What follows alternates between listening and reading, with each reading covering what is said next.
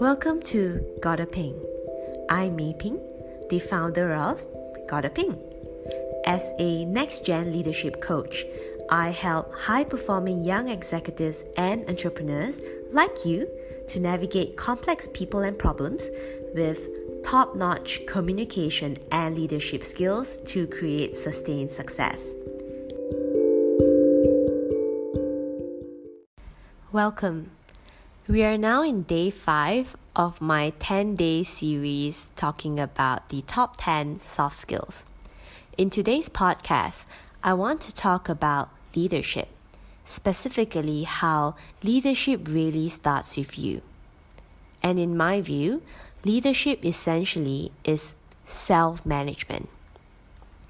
I know that leadership is a very big word. We hear it a lot all the time. Everyone's telling you that you have to become a good leader. We all want to become a leader. We want to become a team lead. We want to have a big team and whatnot. So I want you all to take a pause today. And I'm here to remind you that leadership truly starts with you. If you want to become a leader, guess who you have to lead first? Nope. It's not Tom, Johnny, or Francis out there. It's you.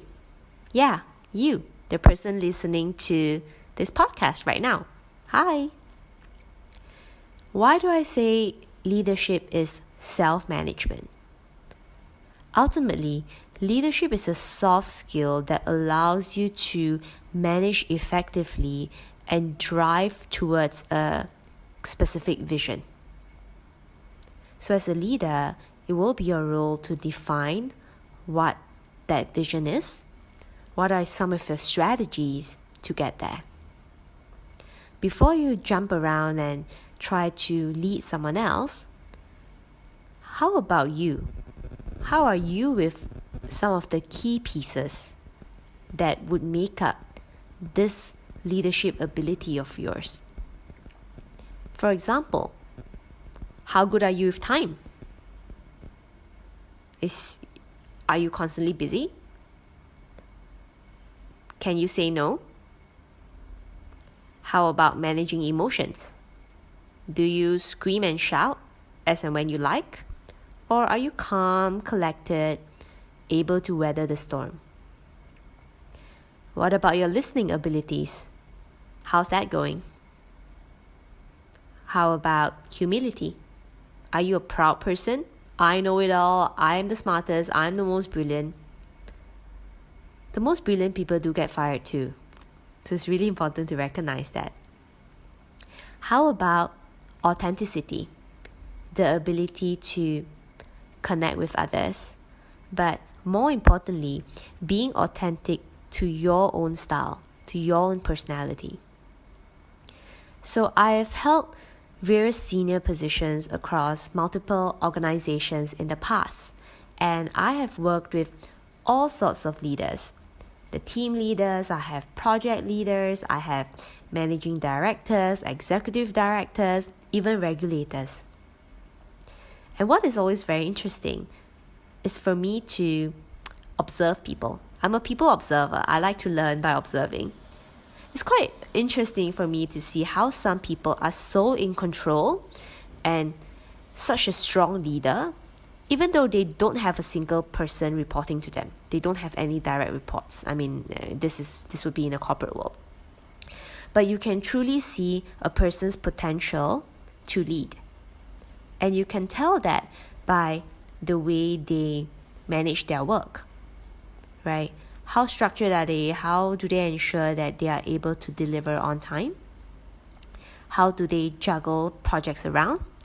How do they deal with people? How do they talk to people? How do they understand what are the fundamentals of leadership in terms of the deliverables that they have to put across? How do they motivate? How do they encourage so that the people who are working with them also see their point of view and know how they can best support? The reason why I'm doing leadership is self-management on day 5 is because it is so important. We talked about communication, getting along with people, building win-win relationships, in the previous days, because all these skills essentially roll into leadership. And before you lead someone else, as I say, you need to learn how to lead yourself. Are you clear on your direction, or is your mind fighting with your heart in terms of the direction that you have to go to? So these are some of the stuff that you have to iron out within yourself. Align. What kind of leader do you want to be? What do you want to be known for? How do you best work? Who are you really? Right? What's your personality? Are you a data person? Are you more of a collaborative, cooperative person? Do you like to communicate directly? Or do you like to be spoken to in terms of like additional context that you find helpful? And how are you dealing with problems, right? Do you have a method? If you can't resolve the problems or the challenges that you have just on your own portfolio, don't even think about dealing with other people's problems, other people's portfolios, especially when you have a couple of people working for you. So I truly believe that leadership starts with you. Leadership is self-management.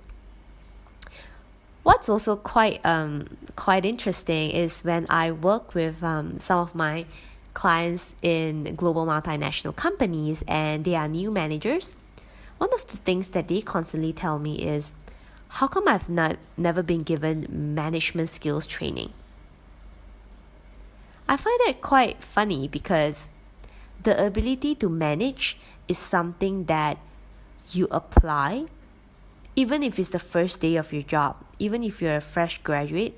These are some skills that you have to start practicing. It doesn't mean that when you become a manager, automatically you become a leader.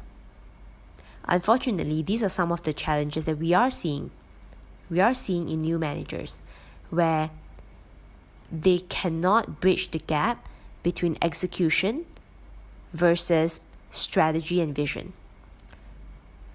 Because if they are an executor and they've never really practiced how to manage different components and how to drive people towards a certain direction, what's their style, don't be naive to think that once you get that title manager, everything magically change. It doesn't. All these skills take time to learn. And the faster you start, the faster you're giving yourself an advantage to be able to leap forward faster. A lot of people also ask me, how did you move up the corporate ladder so quickly even though you were so young?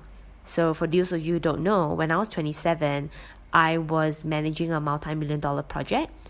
Even though, at the corner, some people felt that I still look like a 12-year-old, but whatever, right? So, because of that, I hand to heart say I know 100% from experience that these skills can be learned and they pay off massive rewards. You don't have to wait until you are labeled team leader, manager, director before you start taking action. You don't have to wait till you're assigned a couple of direct reports before you define what is your leadership style and get clear on your own personality. The punchline is this, right? The fundamental is this. It's all about self-awareness. If you are not self-aware, it's going to be very difficult to really deep dive and dig out what kind of leadership style you have, what are you good at naturally, and what are the development points that you have to work on. Starts with self-awareness. And if you are very messy in your thoughts and in the way you organize, your desk is in a mess, then it's time to really take a step back and then ask yourself, what is going on? And if I can't even manage my day-to-day as an executive, or maybe a junior or mid-level executive, what are my chances when I'm given a bigger project to manage? So be careful what you ask for, because when the opportunity comes, you really want to make sure that you're ready for it rather than falling flat to your face, because it's not that easy to redeem a professional reputation. yeah, so like I always say, it's all about practice. The main thing is to decide that you want to improve and you want to have self-mastery. And you'll be happy to know that once you master this leadership skill by leading yourself, it doesn't just translate well professionally or in business, it really transforms your personal life. And I've seen that happen to many people. Once everything clicks and they start working on it, it's truly awesome. So I would highly encourage all of you to ask yourself, what's your style and who are you? Get to know yourself and wait to see the magic that will happen. Thank you for joining me today. If we have not yet connected, I look forward to connecting with you. You can find me on my website www.gotteping.com, on LinkedIn, as well as Facebook. The links to my profiles are in this episode's description box. I can't wait for you to join me in the next episode of my Gotta Ping podcast. Till next time, bye!